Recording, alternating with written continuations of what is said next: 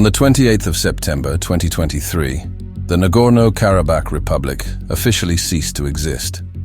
Azerbaijan launched a lightning offensive and took over the region within 24 hours. For over 30 years, Nagorno-Karabakh remained in a breakaway state, a self-declared country that was an internationally recognized territory of Azerbaijan. Severe ethnic tensions between Azerbaijan and Armenia and the deep involvement of Russia and Turkey helped shape the conflict into what we see today. After Azerbaijan regained control, more than 100,000 people fled the region. What are the origins of these modern-age hostilities, and what does the future hold for the countries of Caucasus? In order to understand this conflict, we have to dive deeply into the historical development of Azerbaijan-Armenian relations. Nagorno-Karabakh, known as Artsakh to its Armenian inhabitants, has a tumultuous history. In the 19th century, it was incorporated into the Russian Empire as part of its expansion into the Caucasus. The main population of the region consisted of ethnic Armenians at the time. With the purpose of destabilizing Armenian power in the region, the Russian Empire took a course of supporting the Muslim Azerbaijani minority and discriminating against the Armenian Christian majority. This led to an escalation of violence, which resulted in savage ethnic clashes in the year 1905. After the Russian Empire was torn apart in a civil war, both Armenia and Azerbaijan declared independence in 1918. Shortly after, the war between newly formed countries broke out. Both were counting on support from outside. Azerbaijan tended to rely on the Ottoman Empire, while Armenia sought support from either white or red Russians. The outcome of the war was devastating for both sides, since countries ended up being occupied by the Bolsheviks and turned into socialist republics. Bolshevik authorities created the Nagorno-Karabakh Autonomous Region, which was placed within the Azerbaijan SSR despite its Armenian majority. The ratio was 9 Armenians to 1 Azerbaijani in the year 1926. This is a clear example of a typical divide et impera tactic, or divide and conquer. This move laid the groundwork for later conflict as ethnic tensions simmered. With the USSR's dissolution, ethnic conflicts in the region intensified. Now nothing was holding back the newly formed countries.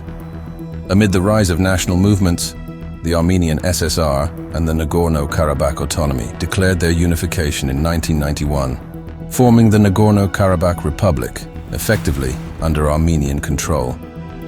Azerbaijan deemed this act illegal, sparking a war that lasted until 1994. Armenian armed forces had a much better organization and experience, while the Azerbaijani army lacked clear leadership and centralization. The war concluded with Armenia occupying 7 districts around Nagorno-Karabakh. The Bishkek Protocol was signed, which meant a ceasefire agreement between countries and the creation of an independent Nagorno-Karabakh Republic, which, however, did not resolve the core of the issue. In the following years, nearly 100% of all Azerbaijanis who lived in Nagorno-Karabakh were forced to flee, leaving the region in its entirety to Armenians. Russia has played a multifaceted role in the Nagorno-Karabakh conflict, leveraging it to maintain influence in the South Caucasus. On the one hand, Russia positioned itself as a peacemaker in the region, participating in ceasefire negotiations and deploying peacekeepers. On the other hand, Russia supplied weapons to both Armenia and Azerbaijan, deepening its engagement. Over the period of 10 years from 2010 to 2020, Azerbaijan purchased military equipment from Russia for the sum of over $5 billion. At the same time, Armenia has purchased a number of extremely expensive Russian fighter jets and received multiple military loans for all sorts of equipment. Over time, Azerbaijan began actively cultivating allied relations with Turkey, while Armenia grew increasingly reliant on Russia. Armenia joined the Eurasian Economic Union, initiated by the Russian Federation in 2015, and has been a member of the Collective Security Treaty Organization, CSTO, since 1992. In contrast, Azerbaijan left the CSTO in 1999. However, under Prime Minister Nikol Pashinyan's leadership, Armenian-Russian relations began to deteriorate gradually. As early as 2020, Pashinyan criticized Russia and the CSTO for what he perceived as a lack of support. Nevertheless, he continued to participate in meetings with Russian President Vladimir Putin, acknowledging Russia's peacemaking role in the conflict. Despite the presence of Russian peacekeepers, full-scale hostilities resumed in September 2020, following mutual accusations of ceasefire violations.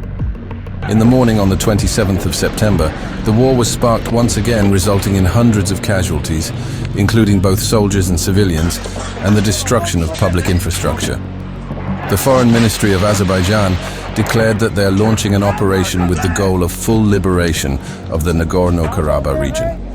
The president of Azerbaijan, Ilham Aliyev, has made a resonant statement. The problem of Nagorno-Karabakh is the question of national importance. The regulation of this conflict is our historical mission. We have to renew the historical justice. We need to do that for the sake of the territorial integrity of Azerbaijan. We are on our land and we do not need the land of other states. However, our land we will not give to anyone. Azerbaijan, having modernized its military, achieved significant gains in a relatively short period. Under the terms of the new ceasefire agreement, Baku regained control over the captured territories surrounding Karabakh and parts of the region itself.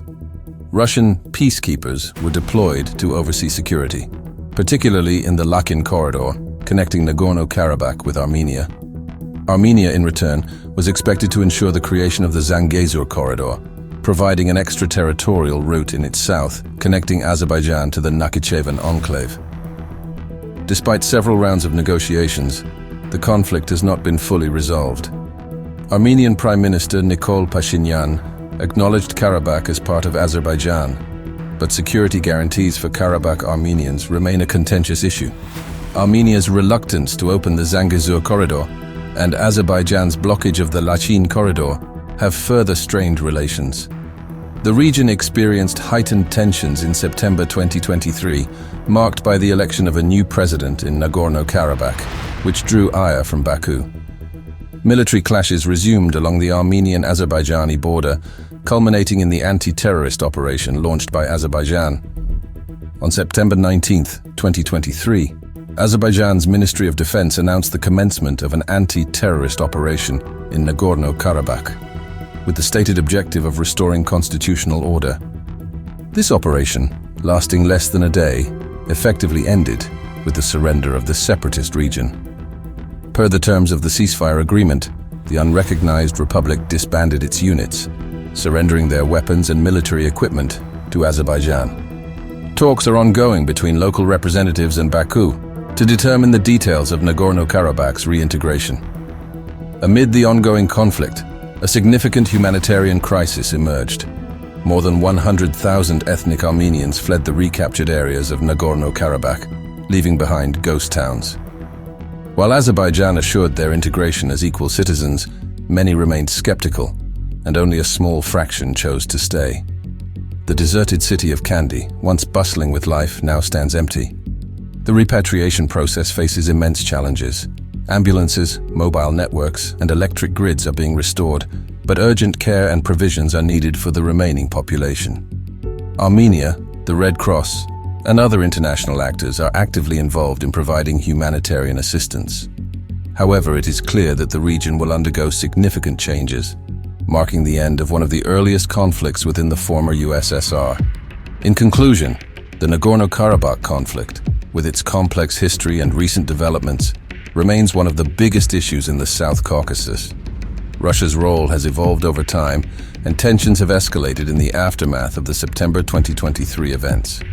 Achieving lasting peace and stability in Nagorno-Karabakh continues to elude the region, with profound implications for its inhabitants and neighboring nations. The conflict serves as a stark reminder of the challenges inherent in resolving long-standing disputes, underscoring the need for sustained international efforts to seek a peaceful solution.